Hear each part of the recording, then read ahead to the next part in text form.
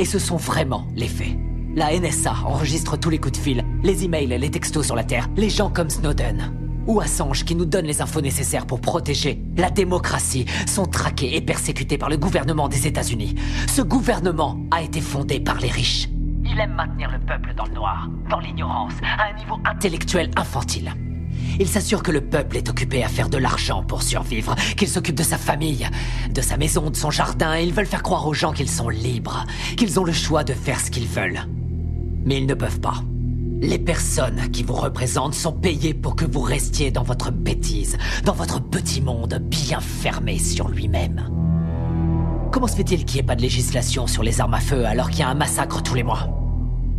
Aux États-Unis, il y a 11 000 morts par arme à feu tous les ans. En Angleterre, seulement 300. Pourquoi? Parce qu'en Angleterre, ils n'ont pas d'armes. Les gens ne possèdent pas d'armes. Point à la ligne.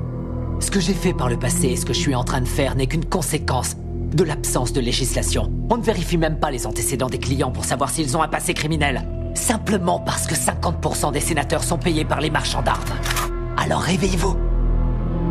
L'assurance maladie. Elle bénéficierait à 90% de la population américaine. Pour faire simple, tous les pays développés l'ont déjà. Et presque 50% des Américains sont contre. Parce que le lavage de cerveau médiatique fonctionne à merveille. La guerre en Irak était criminelle. Bush, Cheney et Rumsfeld ont menti aux Nations Unies et au reste du monde. Saddam n'avait pas d'armes de destruction massive et n'avait rien à voir avec Al-Qaïda. Nous savons que nos amis saoudiens ont financé les attaques du 11 septembre. Mais à cause de leur pétrole, nous ne faisons rien contre eux. À la place, nous avons envoyé nos soldats se faire tuer dans des pays qui n'ont rien à voir avec le terrorisme intérieur. Pourquoi Obama n'a pas fait juger le gouvernement Bush? Bush a coûté des centaines de milliards aux contribuables et a commis des crimes de guerre. Pourquoi Obama n'a-t-il entrepris aucune action en justice? Parce qu'ils sont tous les deux membres du même club. Il y a eu plus d'immigrés renvoyés sous son gouvernement que sous n'importe quelle autre présidence. Pourquoi n'a-t-il pas fermé Guantanamo, où des prisonniers sont enfermés sans avoir eu droit à aucun procès, sans aucune preuve depuis maintenant 13 ans? Il n'a pas mis son veto à l'approvisionnement des détenus dans le National Defense Authorization Act. Ce qui, en clair, permet la détention infinie et sans procès, américains y compris. Nous avons une crise constitutionnelle aux États-Unis. Nous avons un État voyou, un État qui viole toutes les lois internationales, qui viole la Magna Carta, charte qui définit depuis 800 ans ce que nous appelons justice. Obama devrait être jugé pour ça et il devrait aller en prison. Les prisons, justement. Aux États-Unis, nous sommes 5% de la population mondiale et nous avons 25% de la population carcérale mondiale. Les gens vont en prison pour 10 grammes de cocaïne. La moitié des prisonniers est enfermée pour détention de drogue et la très grande majorité est noire. Pourquoi cette situation absurde reste inchangée? Je vais vous le dire. Parce que Washington reçoit de l'argent du lobby des prisons pour que ça bouge pas. Pourquoi les pop stars, les célébrités, les courtiers, tous les gens pleins de fric qui se gavent de coke et d'exta à longueur de journée vont jamais en prison? Parce que quand vous êtes plein aux as, vous êtes au-dessus des lois. Regardez Lincoln, le film de Spielberg, et vous croirez que la guerre civile a eu lieu pour libérer les esclaves. Comme quoi le milliardaire Spielberg vous rend encore plus bête. Et ils feront en sorte de projeter le film dans les écoles, de le diffuser à la télé en boucle pour toujours. Mais la vérité, c'est que toutes les guerres ont eu lieu pour le fric et que le petit peuple doit crever parce que les élites en ont décidé ainsi. Vous regardez la télé-réalité tous les jours pour tuer le temps et vous croyez que vous êtes à la page parce que vous regardez Anderson Cooper et d'autres coquilles vides sans la moindre opinion. L'apparence est sans importance, les marques sont sans importance, les drogues sont sans importance. Tout a été créé pour vous rendre idiot. La presse libre, la télé, les films hollywoodiens, l'école, l'université, la religion, tout ça c'est l'opium du peuple, comme dirait Karl Marx.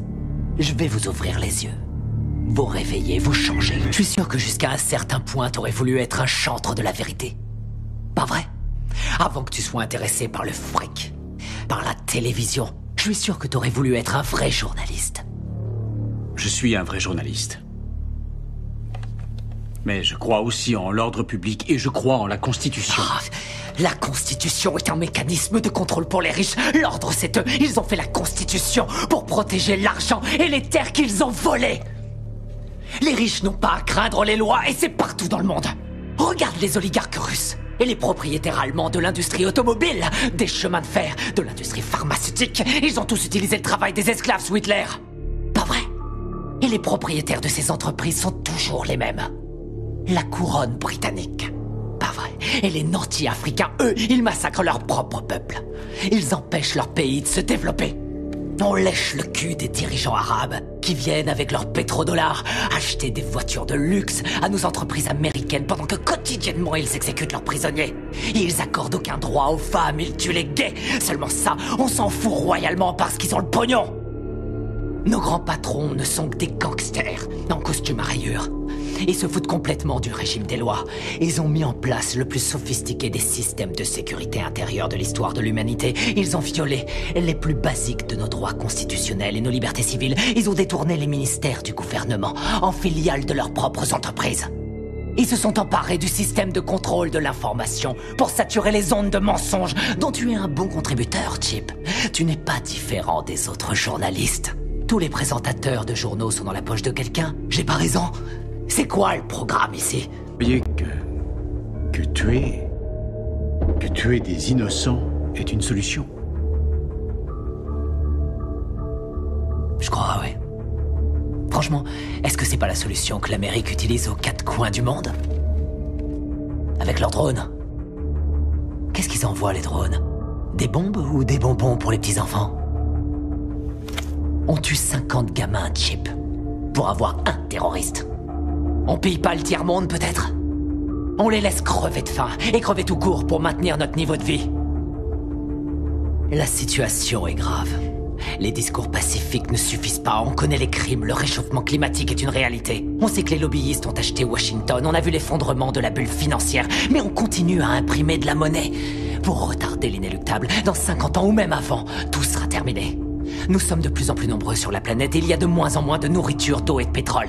Dans une centaine d'années, il n'y aura plus de terre du tout. Avec des mots, on changera rien, c'est trop tard. La seule façon dont je peux intervenir sur ces vies, c'est en les prenant.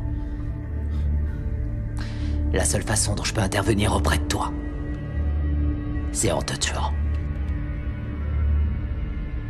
N'y a-t-il pas une meilleure solution? Par exemple, fonder un parti. Enfin, convaincre. Convaincre les gens de vous élire, faire la différence dans les... Me faire élire? Me faire élire dans quoi? Tu m'écoutes pas. Ça sert à quoi de se faire élire? Arrête de dire des conneries. Chip, c'est quoi la politique? Que tu sois démocrate ou que tu sois républicain, ça change strictement rien. Tous les gouverneurs, qu'ils soient républicains ou démocrates, ont été achetés. On peut toujours voter et élire quelqu'un. Ça change rien. Ce sont les lobbyistes qui ont le pouvoir. Toutes les histoires